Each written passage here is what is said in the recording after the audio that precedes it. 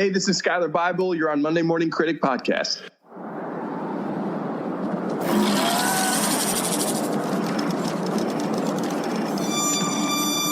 I am not a bounty hunter.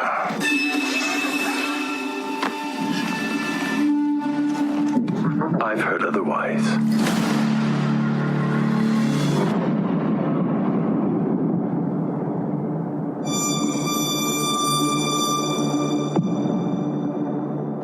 I know that you sit on the throne of your former employer. Jabba ruled with fear.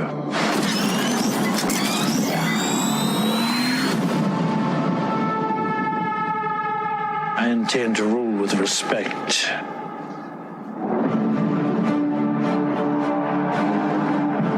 You were all once captains under Jabba the Hutt. I'm here to make a proposal that's mutually beneficial. Why speak of conflict when cooperation can make us all rich? What prevents us all from killing you and taking what we want?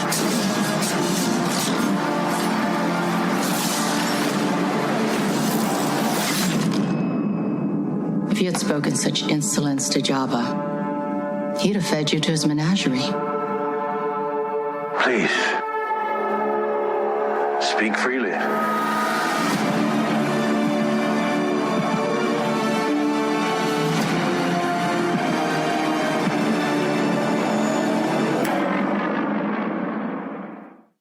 In the Wild West world of podcasting, there is one podcast that is authentic and genuine and continues to stand tall in its originality. Based on a passion for his guests, their work, and his love of podcasting, Derek Thomas and Monday Morning Critic Podcast get amazing, diverse, unique guests found nowhere else. The variety and quality are endless. There is something for everyone. Derek Thomas is the hero you deserve. He's a silent guardian, a watchful protector. Welcome to Monday Morning Critic Podcast. Here is Derek Thomas. Skyler Bible is a talented actor whom you can find in First Man, The Wolf at Snow Hollow, and currently playing on Disney Plus, The Book of Boba Fett. Welcome, Skyler Bible. Skyler, thanks for being on the podcast today. Yeah, man. Happy to do it. Thanks for having me. Yeah, so where do I start here? So, Skyler, just curious, because I'm trying to put some pieces together, especially early on. I know kind of some of early on, but where specifically are you from, Skyler? I grew up in Santa Barbara. Gotcha. Yeah. Gotcha. So you grew up in Santa Barbara. You're the kid that, you know, is moved by being in a play eventually in high school. You're not so great when you first start, but you kind of ease your way into it. You tell me from your point of view. I mean, that's kind of what I know. I mean, I could be off, but tell me how this journey starts for you, right? Where does this thing really create momentum for you? Yeah. So I kind of started in like musical theater and quickly found out that my singing and dancing ability wasn't the best. But I liked the acting. I like being, you know, on stage and just like, you know, finding different characters and kind of all that. And I found plays in high school and fell into those and fell in love with the people. And I'd always been like a big sports guy. And then it kind of just didn't work out. I kind of just liked being in the theater more. And then, and yeah, it was just, that's what I want to do, and moved to LA kind of right after high school.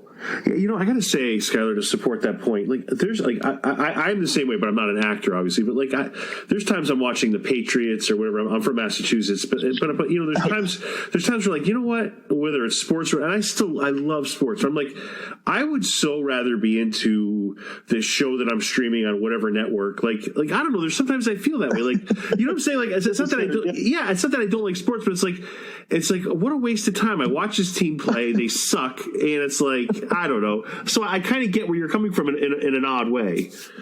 Yeah, and like I still recreationally play. I love soccer, so I play soccer all the time, and just like with buddies and kind of on the weekends and stuff. But I just, yeah, there's just something about this industry that keeps kind of pulling me back in. So you a Ted Lasso guy? Oh, totally. Love that show. You watched it twice. Yeah. So you have to be honored that you and Cristo Fernandez have been on the best podcast in the United States, right? Yeah, it is such a great show. Are you more of an MLS guy or international soccer or both? I just love watching it. I'm definitely more international, but I mean, it's always fun to find an MLS game somewhere. Yeah, for sure. And one thing that I did read about you was if we talk about a movie or a show where you mentioned you're singing and dance and so forth in high school, but Gladiator is a movie that really hit home for you, right? Yeah, so I saw that in high school and was like, I want to do that. That's what I want to do. And it was that was the solidifying film. That and Lord of the Rings.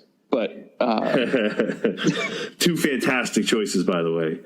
Just something that can kind of pull me out of my own life and make me forget about where I'm at and be totally immersed is, that's something I want to be a part of. Gladiator is almost like the perfect action drama / historical movie. It's so well done. I mean, it's from the music to the way it's shot.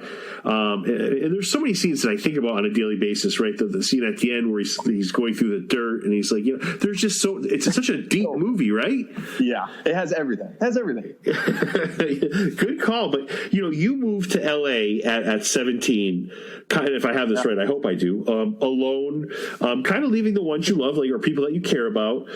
Talk about that transition in your life, Skyler. That's not easy. I mean, that can't be easy for you, but it shows the fact that you're really passionate and you're going after your goals, right? Because that people do that a lot, not a lot, but they do that not knowing what the result's going to be. From your perspective, talk about that and how that kind of played out for you. Yeah. So I got into school in Washington at Puget Sound, and I was going to go to school there, and I got an opportunity in LA to it was just an audition, but it was an audition for Victorious, and so it was I kind of had a choice, and I was only 17. I wasn't even 18 yet. Found some roommates on Craigslist and kind of just called the school and was like, hey, thanks, but no thanks. I'm going to pursue my dreams and goals. And just kind of left. And it was just my mom and I. So she wasn't very far away. So it was an easier transition than most, I think. It wasn't like moving across the country. Right. But, it was with 3 people I didn't know and kind of brand new in a new city. And, just kind of went for it. Skyler, is mom still around to see all the wonderful things you've accomplished? Yes, she is. And to say she must be proud of you, is that understatement? She's very proud of me. She's been a little skeptical here and there, but yeah, she just wants me to be happy and stable.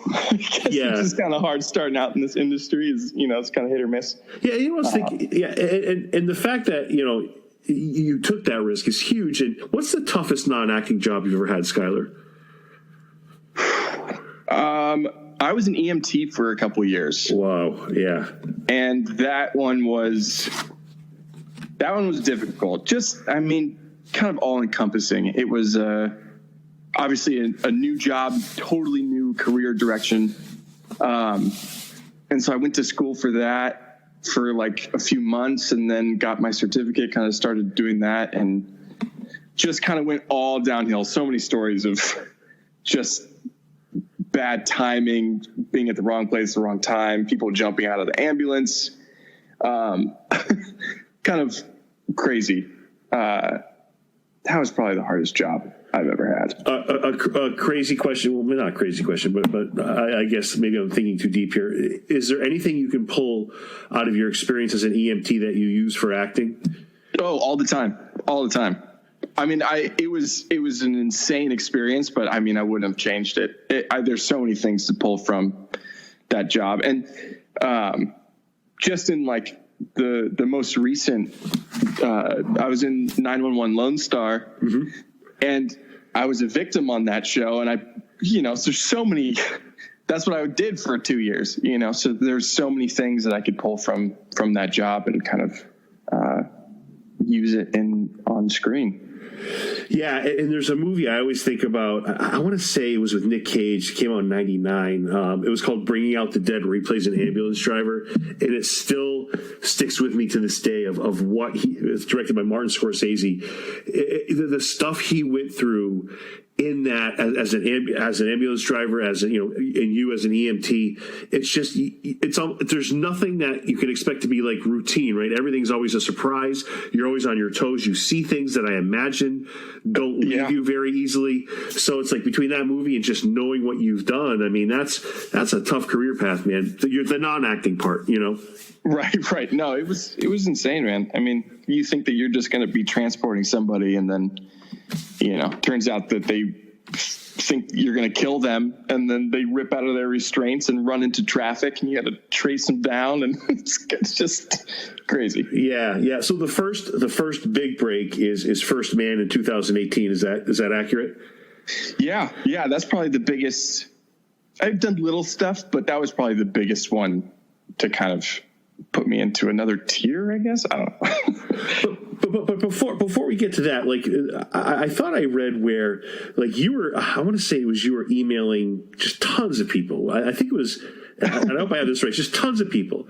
And long story short, and I probably should let you tell the full version because it's probably more accurate and effective, but you're emailing tons of people and you end up as, I want to say, a Lord of the Ring movie tours guide in New Zealand. Do I have that right? Can you connect some of those dots for me?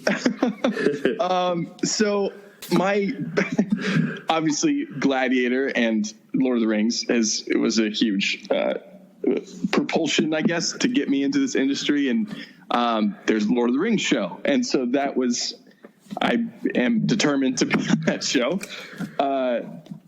And I kind of, when it got announced, I put together the dots of where they're going to shoot it. It's $1 billion show. They're probably going to shoot it in New Zealand.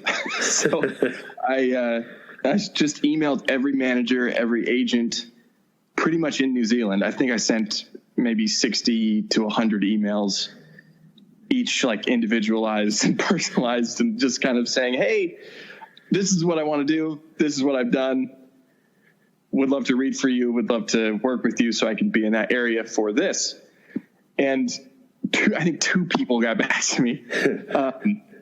And one of them wanted me to read and send them tapes. They liked the tapes, and they signed me. And then I flew out there to meet them, and then been signed with them ever since. So it's kind of But as far as the Lord of the Rings tour guide, I just went there, and I just visited Hobbiton. I think Hobbiton's like down there in New Zealand. Gotcha. And it's such a nerdy thing, but but it's not though. It's not, I think it's great. So I was just, there's a bunch of little, like family and groups, couples, kind of all that stuff. And I was just by myself. And so I was just walking around, kind of taking pictures and going to all like the movie site, where all the scenes are in Hobbiton they have. And I had just a couple people come up and ask me questions, and I would answer the questions because I like know all the trivia and stuff. And then I kept getting like tourists like coming up to me and asking me questions.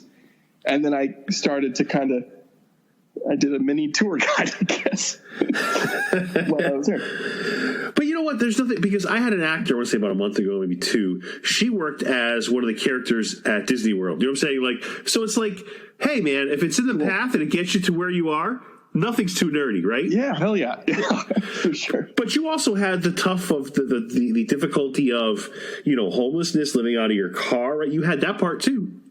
Yeah. Yeah. Dang, it's been a journey. Yeah. So talk, if you don't mind, just touch upon those moments for you that you had to go through. So probably within like the first 3 years of living in LA, this job's crazy. You do extra work when you first start out. You do little tiny commercials when you first start out. So it's, you try to get little jobs, and then those little jobs don't pay very well. So then it's, you're, I don't know, I was kind of like in between housing, and I just had my car, was trying to like wait on this apartment, but I didn't have enough money. So I was still kind of like working and doing extra work. And so I would kind of couch hop, but also mainly just live in my car. Yeah, it was, I mean, definitely a good experience to have, definitely grounded me for sure. So you're all in. I mean, when it came to that, at that point in your life, either this works or it doesn't, but I'm committing everything I have to this. Yeah. And every time that I've tried another career path, whether that be the EMT or I've always been computers and kind of IT side.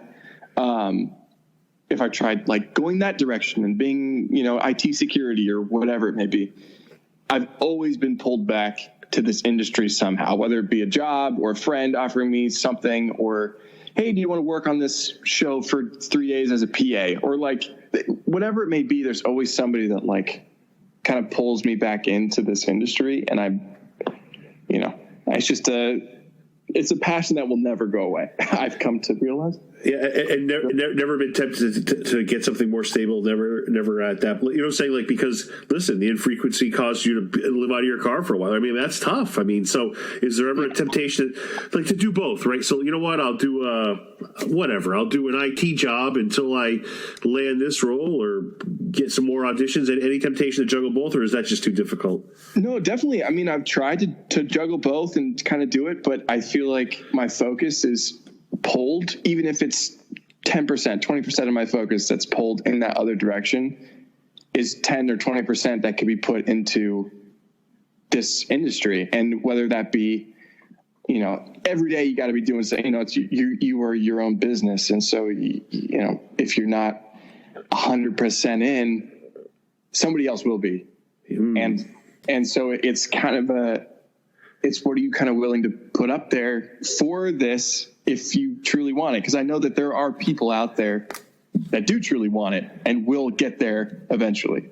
And so if I'm going to be competing with these people, I got to do the same thing too, Yeah, and I've heard you talk, when you're talking about your experiences in your filmography, the sets you've been on, the crews you've worked with, you always refer, and if I'm being over the top, please set me straight, but you always refer to the people you work with as family, not just the cast or the person that's number 1 or 2 on the call sheet.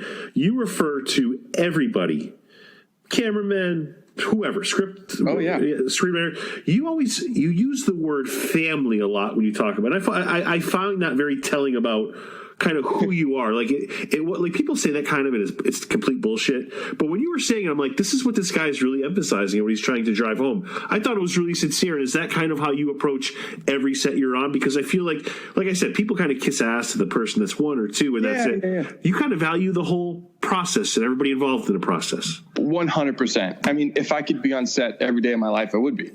And it's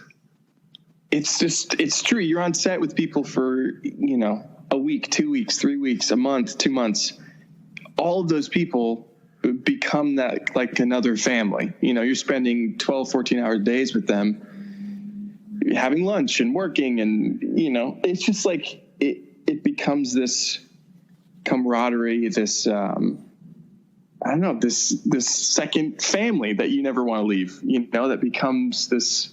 Like I worked with a production company, Vanishing Angle, who makes a bunch of different films and shows and shorts and kind of all this stuff. And the second that I worked with them on one short, I knew that I wanted to continue to just be around them, whether that be in front of the camera or not, running and getting coffee. I just wanted to be around these people who are doing what they love. And which is what I'm trying to do, Yeah, so that's really well said. The acting part I get. How do you prepare for the stunt work? Because you've done a few stunts, right? Like I'm picturing, like when people talk about stunt work, because it's such an we talk about underappreciated members of a set or a cast or crew. A stunt work would probably be 1 or 2 in that order. So how do you prepare for that? How do you prepare for any type of stunt work? I always think of the guys from Jackass, like to just launch themselves out into an abyss, right? like people can say whatever they want about those guys, but those guys give it all. Like, and I have so much admiration for them. Yeah, absolutely. How do you prepare for that? How do you what did you do to get ready for that? I mean, it kind of depends on the role itself, but as far as just like stunts in general. It's just training. It's just this train and as much as possible. And I'm relatively new. I've been in stunts maybe 3 or 4 years, and I'm like relatively new to it. So there's so much experience and so much like even just a family business aspect to it too, of like, you know, there'll be families that they've done stunts for generations, you know, so they pass on their skills and techniques and training and coaching and kind of all that stuff down. But yeah, just lots of training, lots of training. Yeah, so I had a few quick questions. So 3 entries in your filmography specifically. First Man, which we mentioned was your first big break. Talk about that experience. You play Richard Gordon for those listening. You did speak to him on the phone. There's a really great story there. Whatever you want to add, Skyler, to first, because I'm going to tell you, I can gobble up anything sci-fi, whether it's Ad Astra, Interstellar. I loved First Man. I mean, that scene where those astronauts, which I mean, obviously actually happened for those listening, where they blow up, or where the whole thing is just, yeah. I mean, that was one of the most difficult scenes I think I've ever seen in a theater. I mean, that was tough. Like, that was tough to see. Like, that these were actual men that were, they were willing to go to the next. It's the same type of sacrifice a soldier would have, right? It's pretty amazing stuff. Just talk a little bit about anything you wanted to add to your experience on First Man. What a terrific and wonderful movie. I mean, it was just a master class of filmmaking, acting, everything. It's just kind of, you know, mouth shut, ears and eyes open. It was amazing. And I mean, Damien Chazelle was amazing as well. Kind of very, very collaborative, very chill, very grounded. Would take suggestions. Hey, can I try this? I want to try this. I think he would say this to Pete Conrad, you know. And you say, yeah, go for it, do it. And just everybody on that set, it was just it always feels like a dream. But yeah, and I was portraying an actual guy though, man, that's tough. If I was an actor, like, but you have a phone call with Richard Gordon, right? And that kind of is a little bit intriguing too, right? Funny too. So I tried. My role wasn't huge, but I wanted to do the due diligence of kind of seeing if I could talk to him. Absolutely. And so I contacted a nonprofit organization who had worked with him before, who was I kind of threw it out there and was like, hey, I'm doing this movie. I'm playing Richard Gordon. I just wanted to see if I could talk to him for a second. And she like reached out to him. He agreed to do it. And it was, I don't know, a 15-minute call, but he was he was great. He was amazing. He told me that, I asked him about, you know, what was it like being on the far side of the moon? Actually, I asked, what was it like being on the dark side of the moon? And he was like, no. It's the far side of the moon. And he's hilarious. He's like one of the funniest guys I've ever talked to.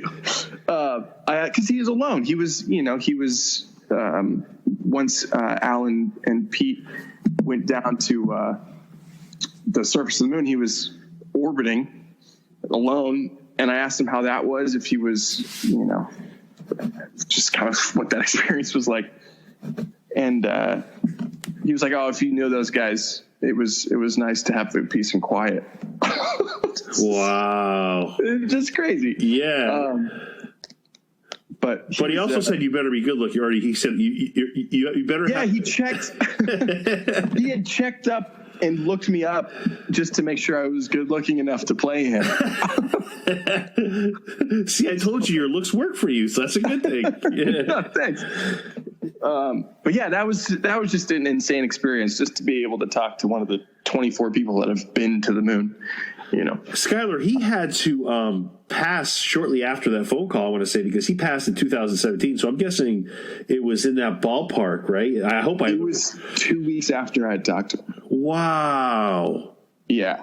I think her name was Jen, but the nonprofit lady that I talked to called me up again and told me, and it was not very long after I talked to him at all. So that was, yeah. But I'm glad that I was able to kind of let him know that I was playing him in a movie, and I was able to talk to him. And hey, to know that you're portrayed on screen, man, that's the biggest form of compliment you can ever give somebody. Yeah. I got to tell you, this week I try to run once a day for about 60 to 90 minutes, and I run in the woods. And there was a full moon, and I knew I was going to talk to you, and I was just thinking about our interview, how I was going to craft the questions, and I just had like this weird. It's going to sound so awkward. I had this moment where I'm just like, it was a full moon. I'm looking at the moon. And it's so hard. Like you mentioned 24 people. It's just so hard to fathom. Like it finally hit me, right? I'm 48 years old. I've known forever that there's been people on the moon. I've seen a ton of sci-fi stuff.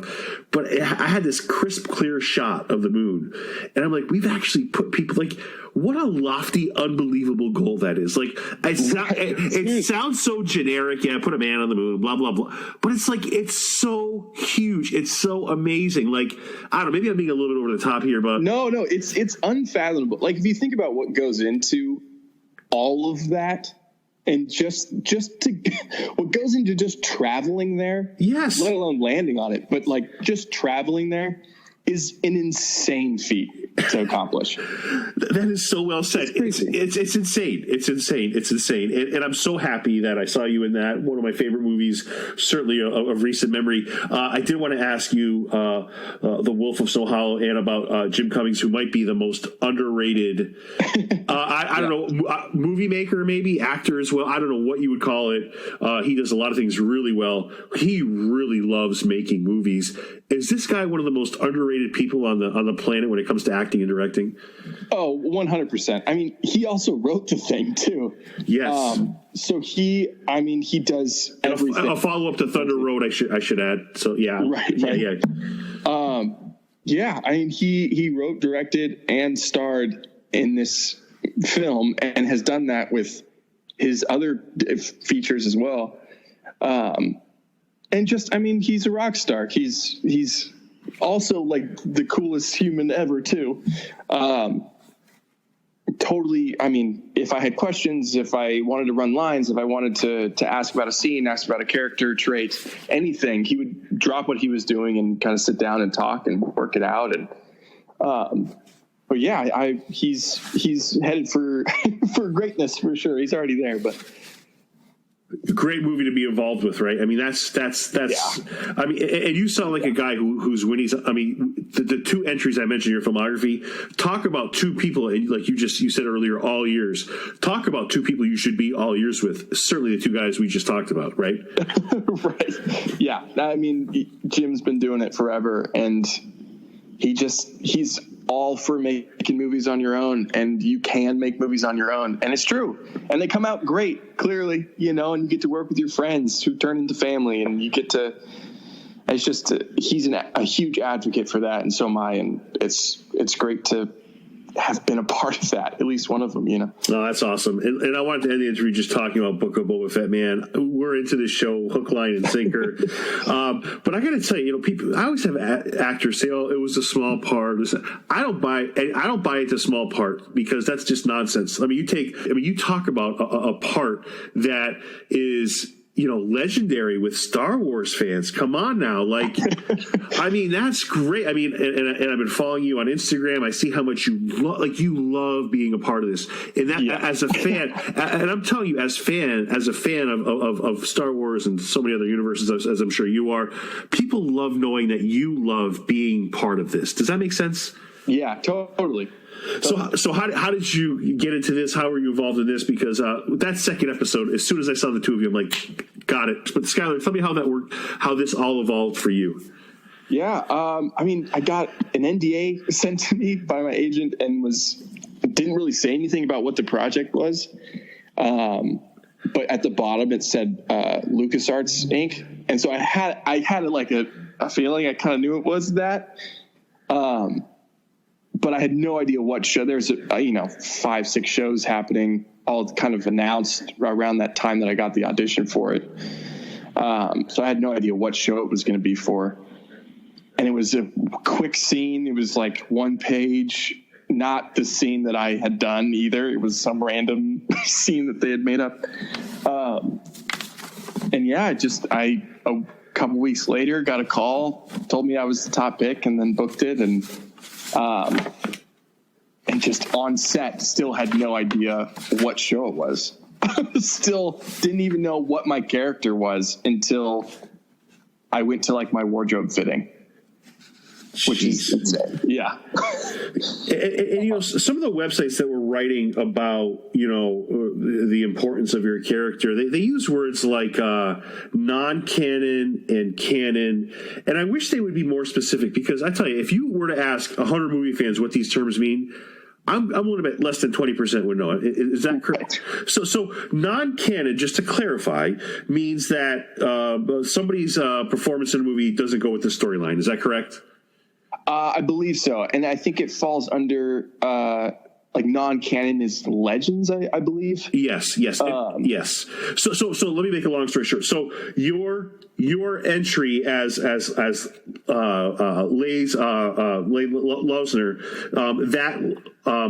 that now officially becomes canon, right? Because you're now because of the book of Boba Fett, you now become part of the Star Wars universe. Is that correct?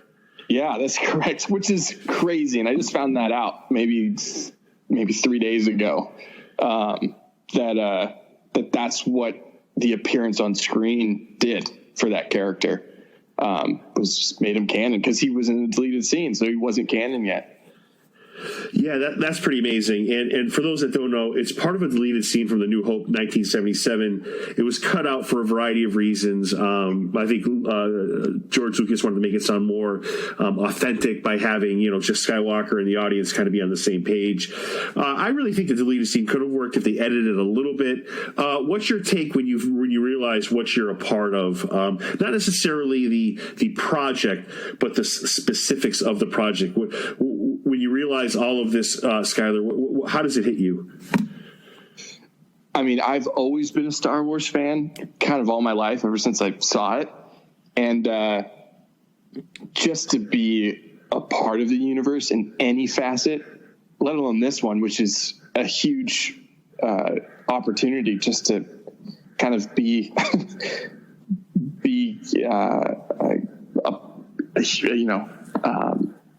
that character from the deleted scene that everybody talks about. That's one of the only deleted scenes from that movie. Is huge. And I still have to just pinch myself. But yeah, I mean, I'm so grateful for it. It's crazy. Yeah. And if I would stop butchering his name, it's Lays Lonosner. Is that the correct way to pronounce it, Skyler? Yeah, Lays Lonosner. Lays Lonosner. I keep butchering that name. I mean, it's not something I hear. But there's a huge backstory with him and Tashi Station. So as a Star Wars fan, I mean, that's just got to be the ultimate, you know, I mean, Jesus. I mean, here I am thinking about that moment with you, the two of you. What was when that unfolds and you're watching it at home or friends are kind of chirping in and you know, congratulating you, I'm sure. How's that feel on your end, Skyler?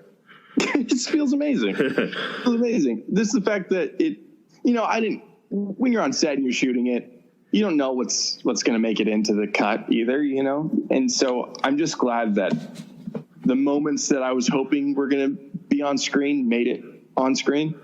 And I'm glad that the scene worked. You know, I'm glad that like the moments were there and just the interactions between Boba. I mean, just being in a scene with Boba Fett alone. Yeah, that's so awesome. Yeah. And you know, the one thing that many things Disney does well, but one of the things they really do well is how they blend. And I'm so happy they incorporated your character, Lays, for the record. They incorporated your character with the future, right? So Disney's doing a wonderful job, and I think for different reasons, Cobra Kai and Karate Kid are kind of doing the same thing, right? They're taking generation now from a generation, you know, 1977, and they're putting things together, which is a really effective, beautiful, and perfect way to go about this, Skyler. And it's totally audience driven too, which is like, that's what the thought is, you know, when they're writing these is is what's going to make the audience happy. What does the audience want to watch? And I think that's an amazing writing tactic. It's great. Yeah. And if I'm not incorrect, Skyler, you were in the trailer as well, right? Yeah, which was crazy too. But yeah, well, I made it in there. Yeah. So I mean, but obviously, if you signed an NDA for earlier, you probably can't answer this. But this, let's be generic in how I phrase this. This could open doors, right? Potentially, yeah. I mean, this could open doors. It could very much open doors, and I'm very much hoping that it will. Yeah, I don't know where it could go, but people seem to like it, and they are shooting Mando 3 right now, so who knows? Yeah, and I have to say, there's when we look at this big universe, and we talk about Uncle Owen and Aunt Beth, I really feel like that we really don't have there's. When you watch that A New Hope, you don't see Skywalker is kind of he's portrayed as a lonely kind of guy early in the movie, right? He's got his aunt and his uncle, so that's why I think this deleted scene, and it's available on YouTube, I think would have been great if they introduced it in some way, right? So he does make reference to he has Biggs is one of the Dark Later is one of his friends. Mm-hmm. I get that he's an X-wing fighter, legendary guy, but I feel like Skywalker's kind of alone in that early on. I feel like it would have been nice if this was introduced. It's just I don't know. Yeah, and they're best friends. Lays and Skywalker are great friends, and that's kind of in the comics and the legends and stuff. But yeah, it's not really shown on screen at all. It's kind of like not in a funny way, but a Ferris Bueller. It's the girl, it's the guy. It's kind of like it's not silly like that, but it's that close bond that totally. They have. Yeah. So it's so a couple questions for you, and before I let you go, thank you so much for all of this. As this has been unfolding, we talk about all of this and how it unfolds and Star Wars. So. What was your take on the Star Wars franchise before this, right? Is there a movie that you're more partial to? Is there a character you're partial to? So I'll leave it there. What, in the Star Wars universe, is there a character or a movie that you are just all in on? I have a guess, but I want to hear you say it. I'm an Empire Strikes Back. That's the movie I absolutely love. Yep. And I mean, Vader. I'm a Vader fan for sure. I think he's just a great character. It's just he's so fun to play. He has all the fights. He has all the intense scenes. He's intimidating. He's got the suit. He kind of gets all the perks. And it's James Earl Jones. Yeah, that's true. And you know what? Early on in A New Hope, boy, does Luke Skywalker shit on Tatooine. He's like, this place stinks. He basically says, picture your dream place, and then picture the furthest place from that. That's where Tatooine is. But I'm going to say, you take any Star Wars movie, take them all, add them up.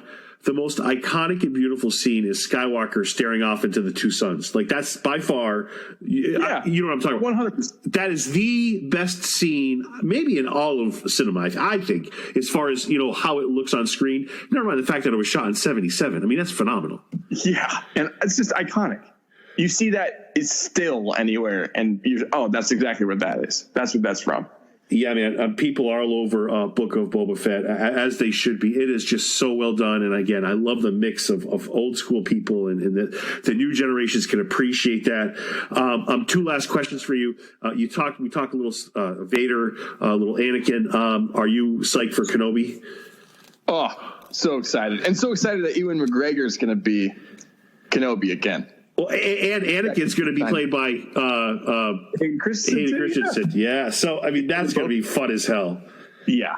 It's just we grew up on those movies, and that's I don't know, it's just fun. It's going to be fun to see them again and together and having I mean, even Ewan McGregor says that he loves, he makes the lightsaber noises when he practices and does the training and stuff. as he swings the stick around. So it's, he has fun on those sets for sure. Any conversation that you had with either Favreau or Dave Filoni? Did you have a chance to talk to either one of those guys? Yeah, so Steph Green, the director of that episode, wasn't able to be on set that day. So she was in quarantine for another show. And so she was on like FaceTime. And so John Favreau was kind of our director for that scene. And so he was there and kind of just giving us pointers and telling us to just live in the scene and giving us different lines, and just his main thing was just be in the moment and play, have fun, do your thing. And if, you forget a line or do whatever, just stay in the moment, be with each other, stay in the scene and have fun. That was kind of like his main thing. And I mean, it was one of the best sets I've ever been on. Just the amount of respect, and yeah, it was awesome. Yeah, how about Favreau reinventing the Star Wars universe and kicking ass in the Marvel universe as recently as the No Way Home, the Spider-Man movie? I mean, what can't Favreau do, right? I feel like that should be like a bumper sticker. Right, exactly. Man, everything that he touches turns to gold. Yeah. So before I let you go, what lies ahead for you? What can people expect? What do you want to throw out there? I'll leave this to you. Yeah. I don't know. We'll see what this what the Star Wars door leads to. But shooting a movie in April, as well as just looking for that Lord of the Rings audition. You know what I mean? Yeah, man, you're way too talented to not have a job for very long, and I'm so psyched and happy to see what the future brings for you. Thank you so much for coming on the podcast today, man. You're a really good dude. Thanks, man. I appreciate that. Thanks for having me. Thank you for listening to Derek Thomas and Monday Morning Critic Podcast. If you enjoyed this episode, you can also connect with Monday Morning Critic on Instagram and Facebook, MDM Critic on Twitter, subscribe on Apple Podcasts or wherever podcasts are found. All episodes available, www.mmcpodcast.com.